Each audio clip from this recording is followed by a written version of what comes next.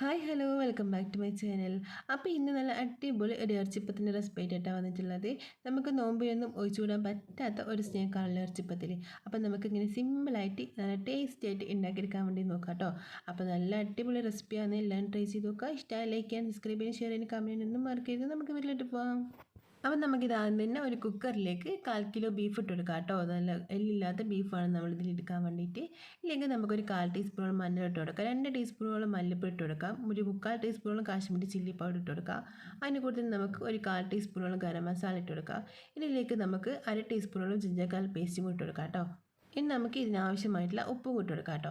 ഇതിലേക്ക് നമുക്ക് കുറച്ച് വെള്ളം ഒഴിച്ച് കൊടുക്കാം, ഒരു 1/4 കപ്പോളം വെള്ളം ഒഴിച്ച് കൊടുക്കാം.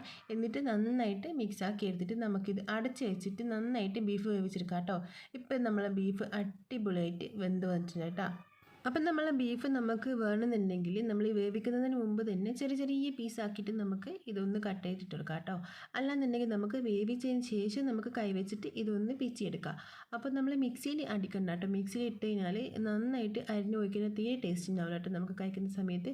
അപ്പോൾ ചെറുതായിട്ട് ഒന്ന് ബീഫ് കടിക്കാൻ കിട്ടുമ്പോൾ നല്ല ടേസ്റ്റ് ഉണ്ടാവും കേട്ടോ. ഇപ്പോൾ ഞാനിപ്പോൾ അതേ കുക്കറിൽ തന്നെ 1 ടീസ്പൂണോളം ഓയിൽ ഒഴിച്ച് കൊടുത്തിട്ട് അതിലേക്ക് നമ്മൾ 3-4 സവാള ഇതുപോലെ ചെറിയ പീസാക്കിയിട്ട് കട്ട് ചെയ്തിട്ട് കൊടുത്തിട്ടുണ്ട്. കുറച്ച് ഉപ്പും കൂട്ടി കൊടുത്തിട്ട് നന്നായിട്ട് ഇതുപോലെ ഇങ്ങനെ വഴറ്റിയെടുത്തിട്ടുണ്ട്. അപ്പോൾ നമ്മൾ സവാളയുടെ കളറൊക്കെ മാറിയതാ ഇതുപോലെ ആയതിനു ശേഷം നമുക്ക് ഇതിലേക്ക് പച്ചമുളക്, കറിവേപ്പില, മല്ലിയിലൊക്കെ ചേർത്ത് കൊടുക്കാം കേട്ടോ. അപ്പോൾ നന്നായിട്ട് വാടി വരുന്ന നമ്മളെ സവാള, എന്നിട്ട് വേണം നമ്മൾ ഇതിലേക്ക് പച്ചമുളകൊക്കെ ചേർത്ത് കൊടുക്കേണ്ടത്. ഇപ്പം ഞാനിപ്പോൾ ഇതിലേക്ക് 3 പച്ചമുളക് ചേർത്ത് കൊടുത്തിട്ടുണ്ട്, കുറച്ച് മല്ലിയിലയും കുറച്ച് കറിവേപ്പിലയും കൂടി ഇട്ട് കൊടുത്തിട്ടുണ്ട് കേട്ടോ. ഇനി നന്നായിട്ട് മിക്സ് ആക്കി കൊടുക്കുക. നമ്മൾ ജിഞ്ചർ ഗാർലിക് പേസ്റ്റ് നേരത്തെ ചേർത്ത് കൊടുത്തുകൊണ്ട് ഇപ്പം ഞാനിപ്പോൾ അതിലേക്ക് ചേർക്കുന്നില്ല കേട്ടോ.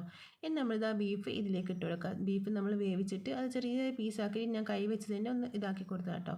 ഇനി നമ്മളിത് അതിലേക്ക് ചേർത്ത് കൊടുത്തിട്ട് ഒന്ന് നന്നായിട്ട് മിക്സ് ആക്കി കൊടുക്കാം.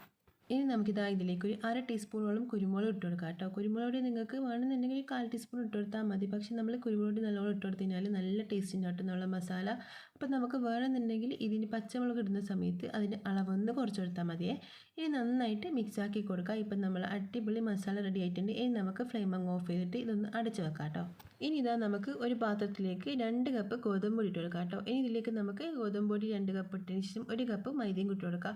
അപ്പോൾ നിങ്ങൾക്ക് വേണമെന്നുണ്ടെങ്കിൽ മൊത്തത്തിൽ നമുക്ക് മൈദപ്പൊടി കൊണ്ട് ഉണ്ടാക്കാം, അല്ലാന്നുണ്ടെങ്കിൽ ഗോതമ്പ് പൊടി കൊണ്ട് ഉണ്ടാക്കാം കേട്ടോ. കുഴപ്പമൊന്നുമില്ല. അപ്പോൾ ഞാനിപ്പോൾ ഇവിടെ ഇതിലേക്ക് 2 കപ്പ് ഗോതമ്പ് പൊടിയും 1 കപ്പ് മൈദ എടുത്തിട്ടുണ്ട്. ഇനി നമുക്ക് ഇതിലേക്ക് ആവശ്യമുള്ള ഉപ്പ് ഇട്ട് കൊടുക്കാം. എന്നിട്ട് നമ്മൾ ഇതിലേക്ക് എണ്ണയോ ഓയിലോ ഒന്നും ചേർക്കുന്നില്ല കേട്ടോ. നമ്മൾ വെള്ളം ഒഴിച്ച് കൊടുത്തിട്ട് നന്നായിട്ട് കുഴച്ചിട്ടെടുക്കാം.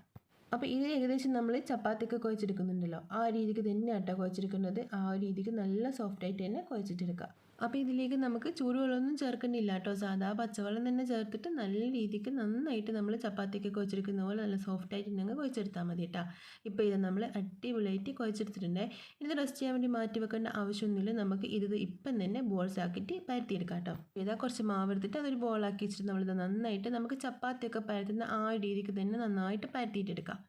അപ്പോൾ നമ്മളിതാ ഇതുപോലെ ചപ്പാത്തിയൊക്കെ പരത്തുന്ന പോലെ തന്നെ പരത്തി എടുത്തിട്ടുണ്ട്. ഇനി ഇതിൻ്റെ നടുഭാഗത്ത് കുറച്ച് ഗ്യാപ്പ് കൊടുത്തിട്ട് നമുക്ക് 2 സൈഡിലും മസാല നിറച്ച് കൊടുക്കാം കേട്ടോ. എന്നിട്ട് ഇതുപോലെ ഇങ്ങനെ ഒന്ന് മടക്കി കൊടുക്കുക. എന്നിട്ട് കൈ വെച്ചിട്ട് ഒന്ന് പ്രസ് ചെയ്ത് കൊടുക്കാം കേട്ടോ. എന്നിട്ട് നമുക്കൊരു റോളർ വെച്ചിട്ട് ഒന്ന് ഷേപ്പ് ചെയ്തിട്ടെടുക്കാം. ഇനി റോളർ ഇല്ലെങ്കിൽ കുഴപ്പമൊന്നുമില്ല, നിങ്ങളുടെ കയ്യിൽ വള ഉണ്ടെങ്കിൽ വള വെച്ചിട്ട് നല്ല അടിപൊളിയായിട്ട് നമുക്ക് ഉണ്ടാക്കിയെടുക്കാൻ വേണ്ടി പറ്റും കേട്ടോ. ഇതുപോലെ ഇതായി നമ്മളിതാ നല്ല ചൂടുള്ള എണ്ണയിലോട്ട് ഇറച്ചിപ്പത്തിൽ ഓരോന്നോരോന്നായിട്ട് ഇട്ട് കൊടുക്കുന്നുണ്ട്. ഇനി 2 സൈഡും നമ്മൾ സാധാരണ ഫ്രൈ ചെയ്തെടുക്കുന്ന പോലെ തന്നെ ഗോൾഡൻ ബ്രൗൺ കളറായിട്ട് വരുന്നത് വരെ നമുക്ക് തിരിച്ചും മറിച്ചും ഇട്ട് കൊടുത്തിട്ട് ഫ്രൈ ചെയ്തെടുക്കാം. അപ്പോൾ എൻ്റെ ചെറുപ്പകാലത്തിലേക്ക് നമുക്ക് ഉമ്മ നോമ്പിനൊക്കെ സ്നാക്കായിട്ട് ഉണ്ടാക്കി തരാൻ ഈ ഒന്ന് മാത്രം കേട്ടോ. ഉമ്മക്ക് ഇത് മാത്രമേ അറിയുള്ളൂ, അതുകൊണ്ട് ഉമ്മ ഇത് മാത്രമായിട്ട് ഉണ്ടാക്കാൻ. പക്ഷെ നല്ല ടേസ്റ്റ് ആട്ടോ. നമുക്കിത് 30 ദിവസം കഴിച്ചാലും ഒരു മടുപ്പും വരില്ല. അത്രയും നല്ല ടേസ്റ്റി ആയിട്ടോ ഉമ്മ ഉണ്ടാക്കി തരാൻ. അപ്പോൾ ഉമ്മ ഉണ്ടാക്കുന്ന ആ രീതിക്ക് തന്നെ ഞാനിപ്പോൾ നിങ്ങൾക്ക് കാണിച്ചു തന്നിട്ടുള്ളത്. അപ്പോൾ ട്രൈ ചെയ്ത് നോക്കണേ. ഇപ്പോൾ ഇതാ ഇതിൻ്റെ കളറൊക്കെ നന്നായിട്ട് മാറി വന്നിട്ടുണ്ട് കേട്ടോ. ഇനി നമുക്ക് ഇതൊരു പാത്രത്തിലേക്ക് മാറ്റി കൊടുക്കാം.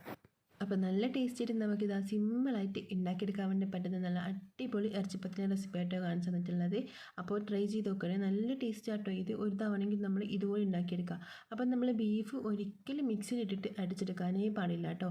മിക്സിയിൽ ബീഫ് ഇട്ട് അടിച്ച് കഴിഞ്ഞാൽ ആ മസാലയുടെ ആ ടേസ്റ്റ് തന്നെ അങ്ങ് മാറിപ്പോകും കേട്ടോ. അപ്പോൾ കഴിയുന്നതും നമ്മളിതാ ഇതുപോലെ ഒന്നുകിൽ ചെറിയ ചെറിയ പീസാക്കിയിട്ട് കട്ട് ചെയ്തെടുക്കുക, അല്ലാന്നുണ്ടെങ്കിൽ വേവിച്ച് കഴിഞ്ഞാൽ നമുക്ക് കൈ വെച്ച് തന്നെ ചെറിയ ചെറിയ പീസാക്കിയിട്ട് എടുക്കാം കേട്ടോ. അപ്പോൾ നല്ല അടിപൊളിയായിട്ടുള്ള റെസിപ്പിയാണ്. എല്ലാവരും ട്രൈ ചെയ്ത് നോക്കുക. ഇഷ്ടമായാലും ലൈക്ക് ചെയ്യാനും സബ്സ്ക്രൈബ് ചെയ്യാനും ഷെയർ ചെയ്യാനും കമൻറ്റ് ചെയ്യാനും ഒന്നും മറക്കരുത്. അപ്പം നമുക്ക് മറ്റൊരു പിന്നെ കാണാം. Bye, thank U.